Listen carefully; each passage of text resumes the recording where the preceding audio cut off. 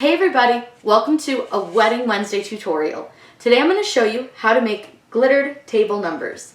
Before we get started, make sure you subscribe to my channel. I post wedding videos every Wednesday and I try to make sure that I post every Monday and Saturday. Those are just general crafting. Before we get started, I'll tell you everything that you're going to need for this. All you're going to need is some spray adhesive. I use some stuff from the Dollar Tree. You're going to need wooden numbers. You're going to need some glitter of your choice color, any color you want that maybe matches your wedding or your favorite color, or maybe even a birthday party, anniversary party, whatever you're going to use these for. And then just something to protect your work surface. I use freezer paper because it's pretty cheap, but you could use craft paper. You could do these on wax paper, lots of options. And then I do have mine displayed right now on a plate. That's mostly just to keep the glitter from getting everywhere. They don't shed too bad, but we have cats and, well, you know how well that ends for us. So let's get started so we can get these beautiful table numbers made. I've got all of our numbers set up, and you guys already saw that we did 9 and 5, so we left those ones out, but all we're using is this multi-purpose spray adhesive. I got this from the Dollar Tree. Whole $1 for this little can, and this little can has actually lasted quite a while. So make sure you shake it up really, really well before you use it. And you'll notice that I have all of my letters or my numbers set towards the top of the sheet because when we spray them, we're going to move them down here to put the glitter on them. So let's go ahead and spray. And you do want to make sure that you're covering the whole number. And you'll just want to make sure you're getting a nice coat on the entire number. And while it says spray 6 to 8 inches away from your surface, I do not because I want to make sure that I've got a pretty heavy coat on these, and you'll understand why here in just a second. But what it actually seems to do, and it's really nice that it does this, is it actually seems to allow the glitter to kind of float on the surface of the adhesive, and then it makes it nice and smooth, unlike if you looked at that Mod Podge 9, where that one was kind of bumpy and rough, and I didn't like that one at all. So I'm really actually very pleased with this dollar store adhesive. Again, it was a whole $1. So you just want to make sure that you do have all the tops of your numbers and all sorts of stuff. Make sure you get everything. And then what you're going to do is just pick it up. And don't worry that there's glue on the bottom. It's fine. It won't matter. Because you'll do the backs of these after you do the front. But you want to make sure that you did get some glue. And you want to make sure that you do have glue on the top. I noticed that one felt a little dry. And I think the 3 probably needs some as well. So you're just going to make sure that you've got enough glue all over these guys. And you want to just double check those tops because those didn't seem to get as coated as I would have liked. So I'm just going to get the tops of them. Hopefully you guys can see what I'm doing. But if not, I'm literally just respraying little spots on them. So I think, all right, we're good there. So let me make sure you guys can see all the numbers. Move you back a little. And then all we're going to do is I just have a glitter jar. And it's just cheap craft glitter from Joann's. Actually got it on Christmas clearance, which is funny because it was just gold glitter. And I don't like to dump my glitter. I like to just gently kind of use my fingers and just kind of put it over my numbers. And I just do it just like this. I just sprinkle it on. I don't like to put a ton on. It wastes a lot of glitter, number one. And number two, you don't have to use a ton. So in this way you can see that you've coated your entire number. And so all I do is just kind of move out of the shadow here and I just make sure that I've covered every inch of my number in gold glitter. I like the gold. It's super easy to see, and gold is such a pretty color for weddings. You could do this with any color glitter that you wanted. These are also really good if you're going to have like a large birthday party. You could make some really cute birthday decorations if you just got like a bunch of numbers that went with the age of your party, I guess, celebrant there. They would be, you know, you could do this for a lot of different things. These would be really cute for cake toppers. There's more than just wedding stuff that you can do with a lot of these wedding tutorials. So keep that in mind. Keep your mind open when you're watching these. Don't just focus on wedding, wedding, wedding, because these can be used for so much stuff.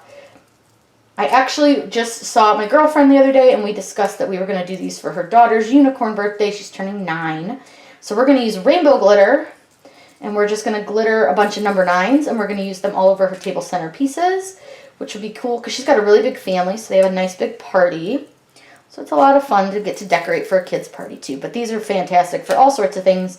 And you could even use number shapes, you know, or wooden shapes, I should say. And you could actually glitter a wooden shape If you wanted to use that for a cake topper, that would be really fun. There's just a lot of things you can do, but I do, like I said, I do recommend the adhesive spray far over the Mod Podge. I feel the Mod Podge did not give us as smooth and as even as a coverage as you saw at the beginning, because when I tapped it, almost all the glitter came off, and I did put a pretty thick layer of Mod Podge on.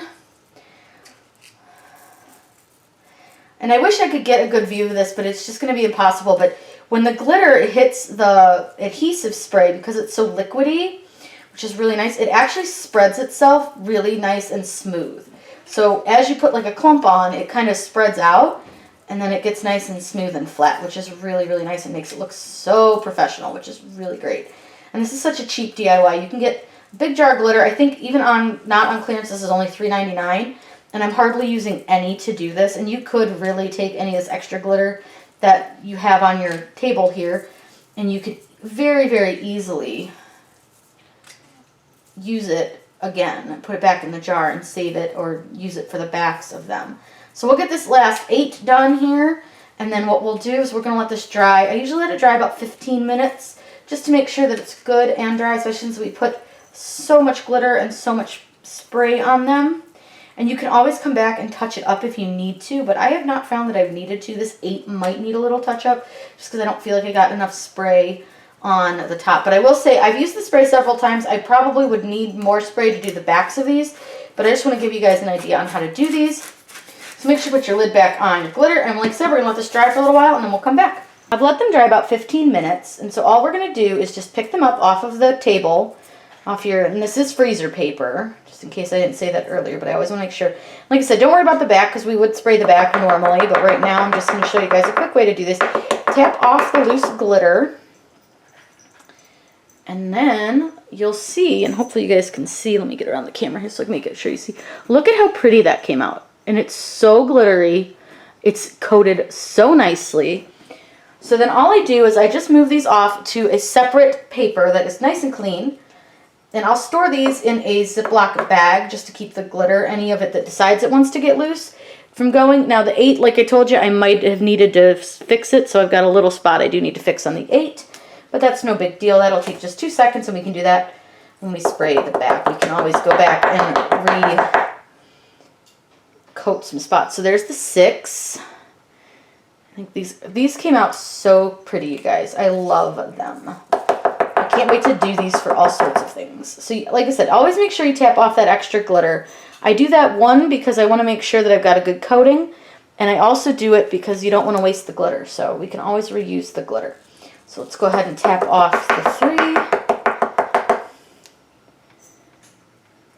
And you can see, I mean, these are coated so nicely. And I'm going to show you the 1, or the 9 that I did with the Mod Podge again real quick, because I want you guys to see why I don't recommend the Mod Podge. Now you can see I'm tapping these pretty hard on the table because I want to get as much of that loose junk off as I can. So let me grab the 7, and let me grab the 9. So this is the one that I did with Mod Podge, and let me make sure that you guys can see this. So, do you see that? That is Mod Podge, my friends. It did not do a very good job, and I did put a very thick coat on. I wanted to test it, and if you look, it's not as smooth and just not quite the same as the 7. I mean, look at the difference. You can see how smooth and sparkly the 7 is, where the 9 is kind of bumpy and it has lots of holes where there is no glitter. So I'm just not very pleased with the Mod Podge for this. I would always say stick with a spray adhesive, and that way you guys will have nice, pretty numbers. So let me get this all cleaned up, and then we'll go over all the numbers. And here we have our finished numbers. Now the great thing with these is that you have lots of options as to how you could mount them. You can leave them just like this and lean them up against your centerpiece, just like that.